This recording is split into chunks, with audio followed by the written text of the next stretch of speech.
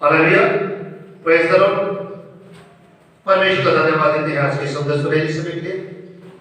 परमेश्वर एक बार फिर से हमें समय दिया है ताकि एक बार फिर से हम परमेश्वर के भवन में आकर परमेश्वर के वचन के ऊपर चिंतन मनन कर सके।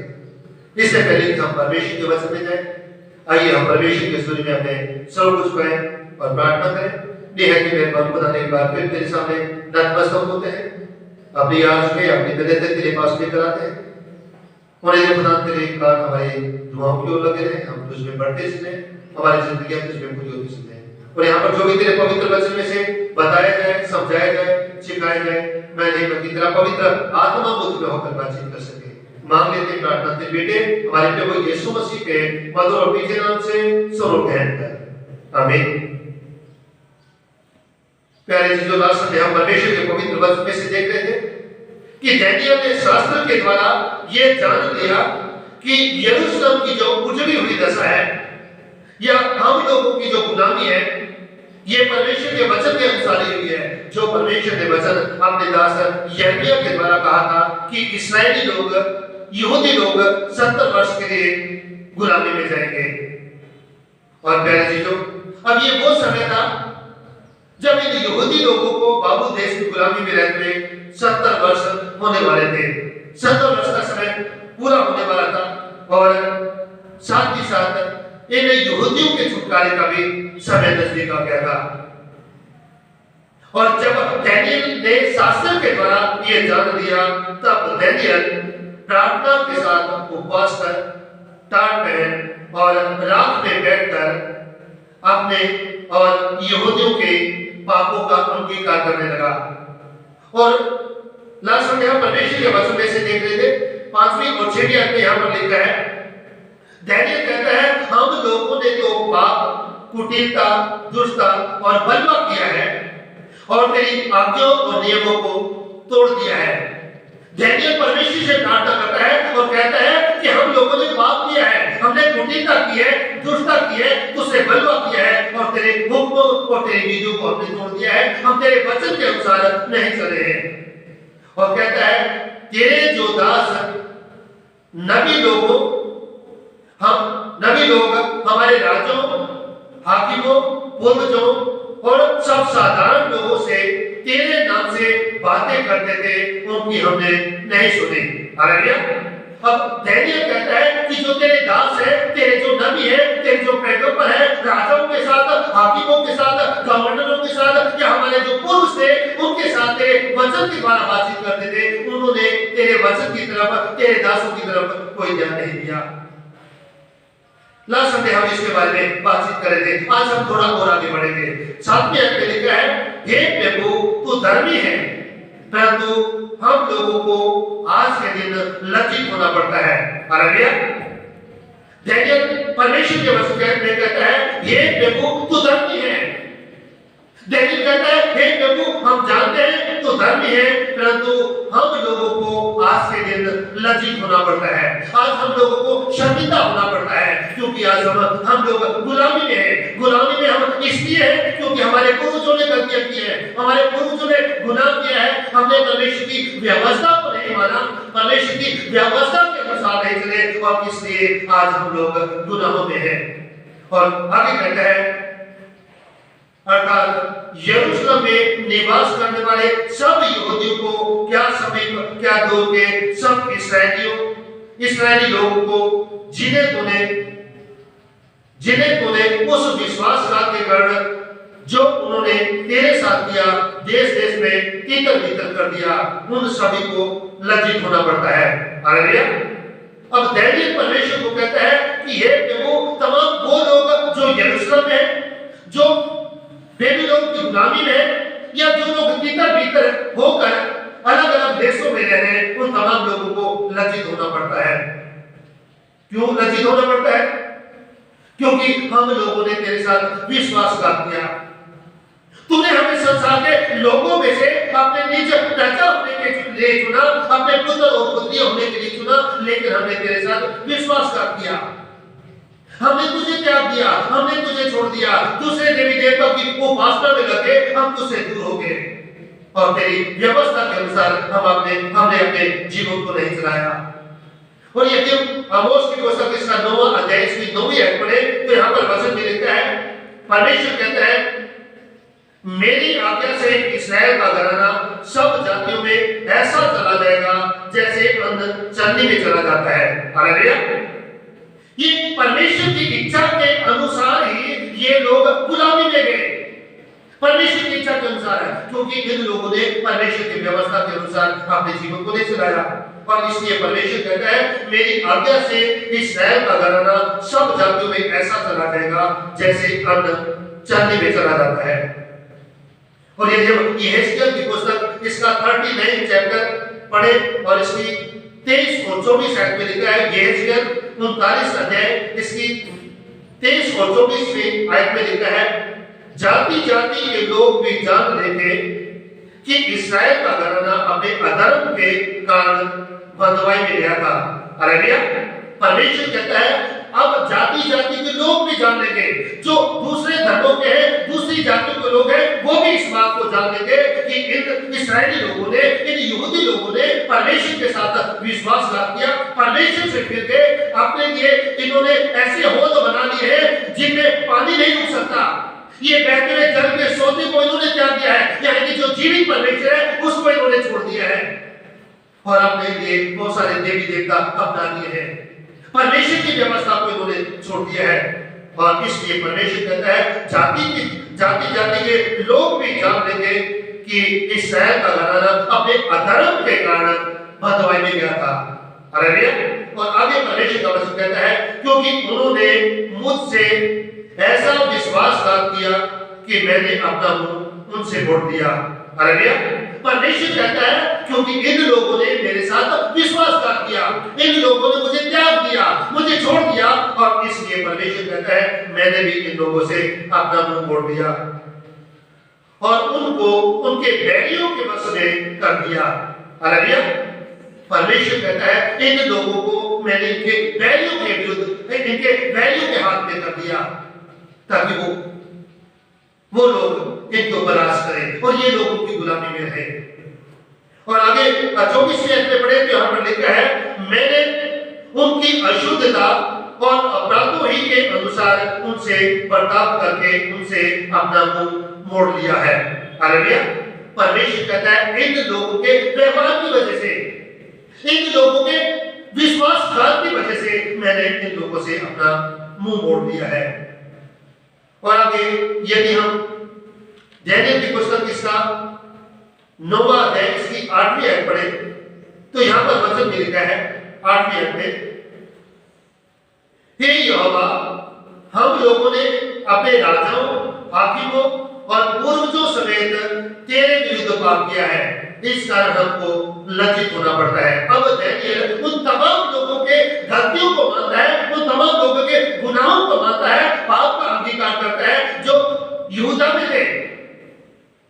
और उसके बाद परमेश्वर ने इन लोगों को सजा दी और इन लोगों को गुलामी में भेज दिया और नबूकदनेस्सर राजा ने उन लोगों में से बहुत सारे लोगों को जान से मार डाला और बहुत सारे लोगों को गुलाम बनाकर बेबीलोन में ले आया।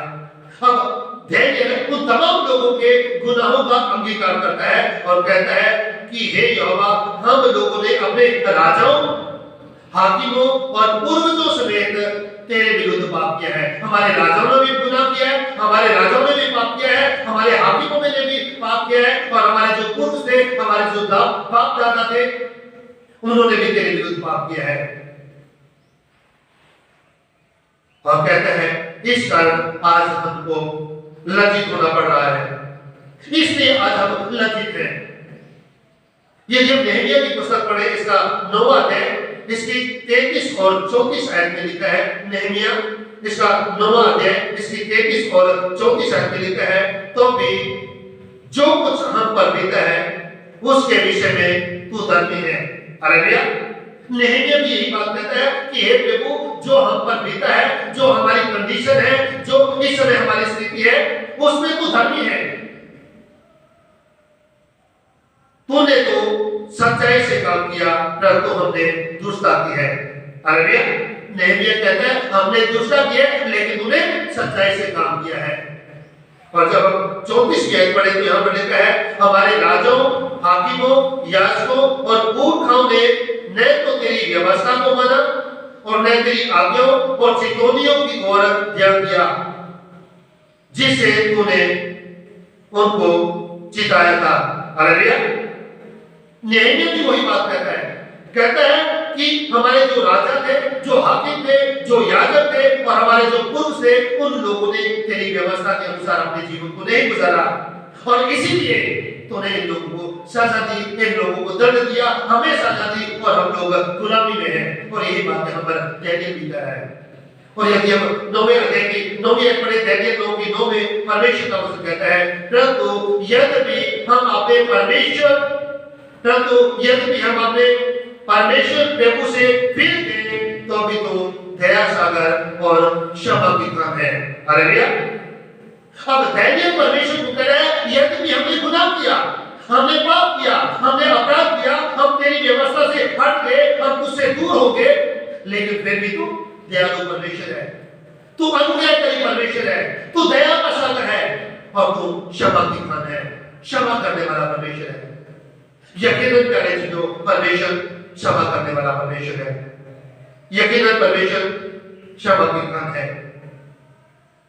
जब हम निर्गमन की पुस्तक इसका 34वां अध्याय इसकी 7 आयत पढ़े तो यह वचन में लिखा है, निर्गमन इसका 34 अध्याय इसकी 7 आयत में लिखा है, हजारों पीढ़ियों तक निरंतर करुणा करने वाला, अधर्म और अपराध और पाप को क्षमा करने वाला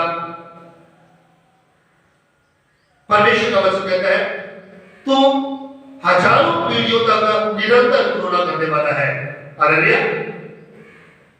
परमेश्वर का वचन कहता है कि परमेश्वर जो है हजारों पीढ़ियों तक करुणा करने वाला है, दया करने वाला है और अधर्म और अपराध को और पापों को क्षमा करने वाला है।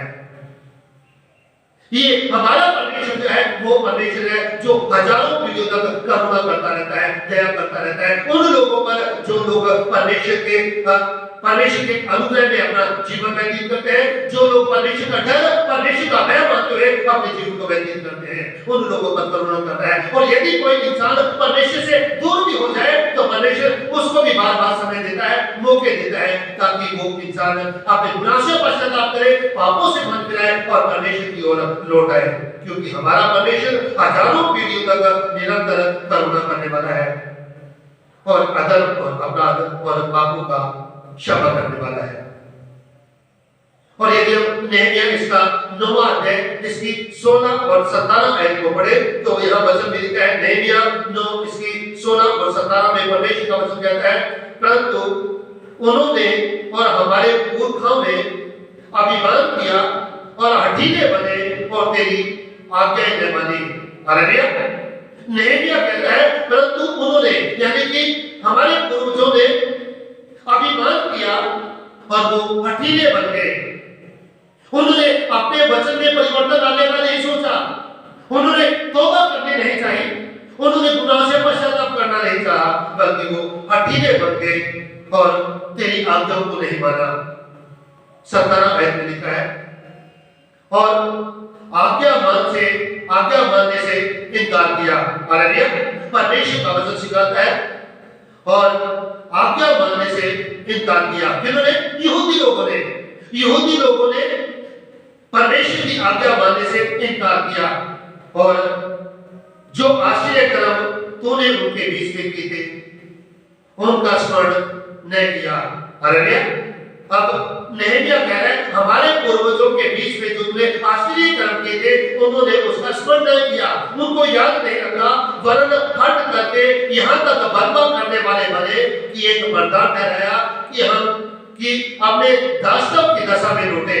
हालेलुया। जब ये मिस्र देश की गुलामी में से निकल आ रहे थे उस समय की नेहमिया बात कर रहा है। वो कहते हैं हम एक लीडर चुन लेते हैं जो हमारी अगुवाई करे और फिर से हमें वापस मिस्र देश में लेकर जाए, परंतु तू क्षमा करने वाला। अब नेहमिया कहता है लेकिन तू क्षमा करने वाला है और अनुग्रहकारी है, दयालु है, विलंब से कोप करने वाला और अति करुणामय ईश्वर है। तूने उनको ना त्यागा। हालेलुया। नेहमिया कहता है हालांकि वो लोग तेरे विरुद्ध चलते रहे, अपनी इच्छा के अनुसार अपने जीवन को चलाते रहे, जो अच्छा लगता रहा वो करते रहे, लेकिन फिर भी तूने उनको नहीं त्यागा, क्योंकि तो क्षमा करने वाला परमेश्वर है, अनुग्रहकारी परमेश्वर है, दयालु परमेश्वर है, विनम्र से कोप करने वाला परमेश्वर है। और यदि हम 9वें अध्याय के दानियेल 9 की 10 आयत पढ़े तो यहाँ पर वचन में लिखा है, हम तो अपने परमेश्वर यहोवा की शिक्षा सुनने पर भी उस पर नहीं चले, जो उसने अपने दास नबियों से हमको सुनाई। हालेलुया। अब दानियेल अपनी प्रार्थना में कहता है, हम तो अपने परमेश्वर यहोवा की शिक्षा सुनने पर भी उस पर नहीं चले। हालेलुया। जो परमेश्वर ने अपने दासों के द्वारा, नबियों के द्वारा शिक्षा एक इस्राएली लोगों के लिए, एक यहूदी लोगों के लिए, दानियेल कहता है हमने उस शिक्षा को नहीं सुना, हमने उस शिक्षा के अनुसार अपने जीवन को नहीं चलाया, हम उस शिक्षा पर नहीं चले।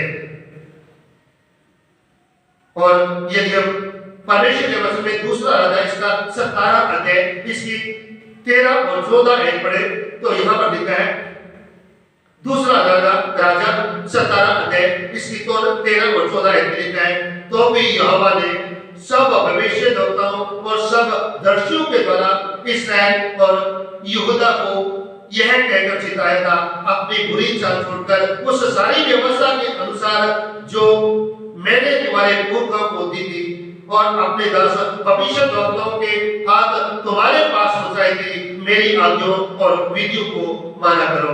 हालेलुया। परमेश्वर अपने कलाम के द्वारा हमें सिखाने की कोशिश करता है। वचन कहता है, तो भी यहोवा ने सब भविष्यद्वक्ताओं और सब दर्शियों के द्वारा इस्राएल और यहूदा से यह कहकर चिताया था, यहूदा और इस्राएलियों को यह कहकर चिताया था, क्या चिताया था? अपनी बुरी चाल छोड़कर उस सारी व्यवस्था के अनुसार चलो जो परमेश्वर ने अपने दास मूसा के द्वारा तुम्हें दी है, उस व्यवस्था के अनुसार चलो जो मैंने तुम्हारे पुरखों को दी है और अपने दास भविष्यद्वक्ताओं के हाथ तुम्हारे पास पहुंचाई है। परमेश्वर चाहता था कि ये लोग उस व्यवस्था के अनुसार चले जो परमेश्वर ने अपने नबियों के द्वारा इन लोगों तक पहुंचाई थी। लेकिन परमेश्वर का वचन कहता है, मेरी आज्ञाओं और विधियों को माना करो, परंतु उन्होंने न माना। हालेलुया। परमेश्वर कहता है कि तुम मेरी आज्ञाओं और विधियों को माना करो जो मैंने अपने दासों और नबियों के द्वारा तुम तक पहुंचाई है, लेकिन उन्होंने परमेश्वर की आज्ञाओं को नहीं माना, उसकी व्यवस्था को नहीं माना। और आगे परमेश्वर का वचन कहता है, परमेश्वर यहोवा का विश्वास न किया था, वे भी अकेले बन गए। हालेलुया। इन लोगों ने परमेश्वर के दासों द्वारा दी हुई जो व्यवस्था थी उसको पर विश्वास नहीं किया, परमेश्वर के दासों के ऊपर विश्वास नहीं किया और ये लोग अकेले बन गए। इन्होंने हृदय परिवर्तन नहीं किया, मन परिवर्तन नहीं किया, अपने दिलों को इन्होंने कठोर कर दिया। परमेश्वर की व्यवस्था को सुनने से, उसके ऊपर चलने से, उसके ऊपर चिंतन मनन करने से, अपने जीवनों को तब्दील करने से इन्होंने अपने मनों को कठोर कर दिया। और यदि हम 11वें आयत पढ़े तो यहाँ 11वें आयत में लिखा है, यानी पुस्तक 9 की 11 में लिखा है, वरन सब इस्राएलियों ने तेरी व्यवस्था का उल्लंघन किया। हालेलुया। सब इस्राएलियों ने तेरी व्यवस्था का उल्लंघन किया, जो व्यवस्था जो तूने अपने दासों के द्वारा हम तक पहुंचाई थी उसका उल्लंघन किया, उसको नहीं माना, उसके अनुसार हमने अपने जीवन को नहीं गुजारा और ऐसे हट गए कि तेरी नहीं सुनी और हम तेरे वचन के अनुसार नहीं चले। इस कारण जिस शाप की चर्चा परमेश्वर के दास मूसा की व्यवस्था में लिखी हुई है वह शाप हम पर गड़ गया। हालेलुया। अब दानियेल कहता है कि जिस शाप की चर्चा तेरे दास मूसा ने व्यवस्था की पुस्तक में की थी वो शाप हमारे ऊपर गड़ गया, क्योंकि हमने उसके विरुद्ध पाप किया, हम उस व्यवस्था के अनुसार नहीं चले, इसलिए वो शाप हम पर आ पड़ा। कौन से शाप की यहाँ पर चर्चा कर रहे थे? उस शाप की चर्चा कर रहे हैं जिस शाप के बारे में यदि हम व्यवस्था विवरण इसका 28वां अध्याय पढ़े तो यहाँ पर वर्णन किया गया है 15 आयत से। व्यवस्था विवरण इसका 15 अध्याय इसकी 15 आयत से 22 आयत तक पढ़े तो यहाँ पर लिखा है, परंतु यदि तुम अपने परमेश्वर यहोवा की बात न सुने और उसकी सारी आज्ञाओं और विधियों के पालने में जो आज मैं तुझे सुनाता हूँ चौकसी नहीं करे तो ये सब शाप तुझ पर आ पड़ेंगे। हालेलुया। परमेश्वर इस्राएली लोगों को कहता है, परंतु यदि तू अपने परमेश्वर यहोवा की बात ना सुने और उसकी सारी आज्ञाओं और विधियों के पालने में जो आज मैं तुझको सुनाता हूँ चौकसी नहीं करेगा तो परमेश्वर कहता है ये सारे के सारे शाप तुझ पर आ पड़ेंगे। कौन कौन से शाप तुझ पर आ पड़ेंगे? वचन आगे कहता है, अर्थात श्रापित हो तू नगर में, शापित हो तू खेत में, शापित हो तेरी टोकरी और तेरी कटोरी, शापित हो तेरी संतान, शापित हो तेरी भूमि की उपज और गायों और भेड़ बकरियों के बच्चे, शापित हो तू भीतर आते समय और शापित हो तू बाहर जाते समय। परमेश्वर अपने कलाम के द्वारा यहाँ पर सिखाने की कोशिश करता है कि हर जगह तुम लोग श्रापित होगे। उस समय तक तुम श्रापित होगे जब तक तुम पश्चाताप नहीं करते, जब तक तुम परमेश्वर की व्यवस्था के अनुसार नहीं चलते। और यदि तुम व्यवस्था के अनुसार नहीं चलोगे, परमेश्वर के हुक्मों को नहीं मानोगे, आज्ञाओं को नहीं मानोगे, व्यवस्था को नहीं मानोगे, परमेश्वर का वचन कहता है हर जगह तुम पर श्राप पड़ेगा। तुम्हारे घर में, तुम्हारे परिवार में, तुम्हारे बच्चों में, बच्चों के जीवनों में और तुम्हारे जानवरों में, तुम्हारी जो खेती बाड़ी है उसमें, हर जगह परमेश्वर का वचन कहता है कि तुम्हारे जीवनों में श्राप पड़ेगा। और आगे परमेश्वर का वचन कहता है, फिर जिस जिस काम में तू हाथ लगाए उनमें यहोवा तब तक तुझको शाप देता और भय दूर करता और धमकी देता रहेगा जब तक तू मिट न जाए और शीघ्र नष्ट न हो जाए। यह इस कारण होगा कि तू यहोवा को त्याग कर दुष्ट काम करेगा। हालेलुया। परमेश्वर का वचन कहता है, फिर जिस जिस काम में तू हाथ लगाएगा उसमें यहोवा तुझे शाप देता रहेगा। उस समय तक शाप देता रहेगा जब तक तेरा अंत ना हो जाए। हर एक काम में खुदा तुझे शाप देगा। और आगे परमेश्वर का वचन लिखा है, और यहोवा ऐसा करेगा कि मरी तुझमें फैलाकर उस समय तक लगी रहेगी जब तक जिस भूमि के अधिकारी होने के लिए तू जा रहा है उस पर से तेरा अंत ना हो जाए। हालेलुया। परमेश्वर का वचन कहता है, तेरे शरीर में, तेरे जीवन में, तेरे परिवार में बीमारी लगी रहेगी और उस समय तक ये बीमारी तेरा पीछा किए रहेगी जब तक तेरा अंत ना हो जाए।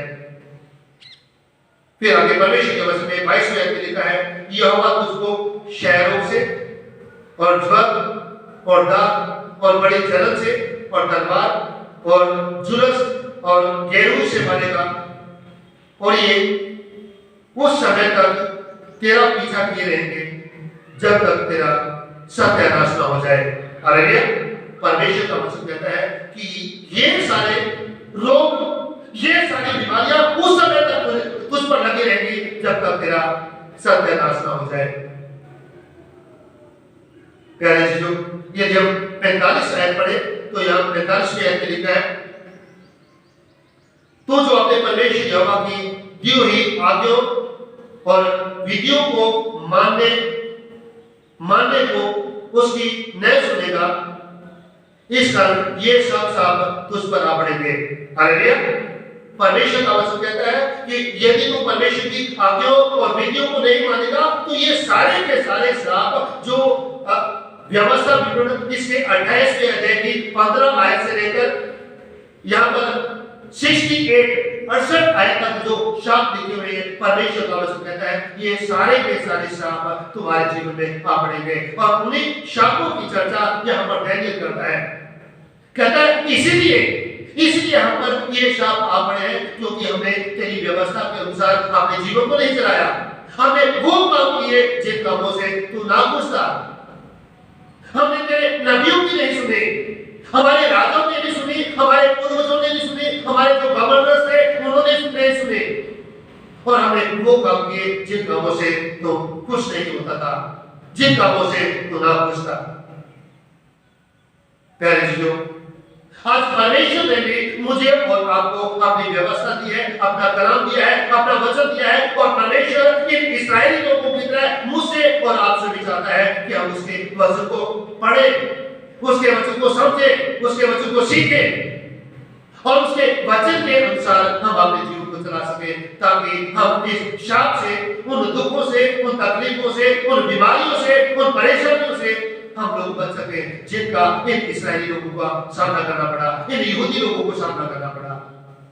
आज परमेश्वर मुझसे और आपसे चाहता है कि हम परमेश्वर के वचन के अनुसार अपने जीवन को चलाने की कोशिश करें, परमेश्वर के वचन के अनुसार चले, ताकि हम परमेश्वर से उन आशीषों को, उन बरकतों को ग्रहण कर सके जो परमेश्वर अपने लोगों के जीवन में देना चाहता है।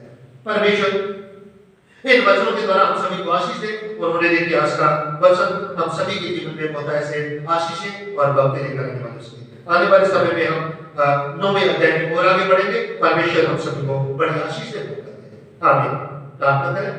निहायत के मेहरबान खुदा का धन्यवाद देते हैं तेरे पवित्र वचन के लिए, तेरे वचन के जीवन में के लिए, और ये खुदा आज का तेरा कलाम हम सभी के जीवन में बहुत ऐसे आशीषें और बरकतें लेकर आने वाले हैं। और हम वचन के सुनने वाले नहीं, बल्कि वचन के ऊपर अमल करने वाले भी उसमें हमें से हर एक की सहायता करो, मदद करो। मांग लेते हैं प्रार्थना तेरे बेटे हमारे प्रभु यीशु मसीह के मधुर और मीठे नाम से सुनोगे। आमीन।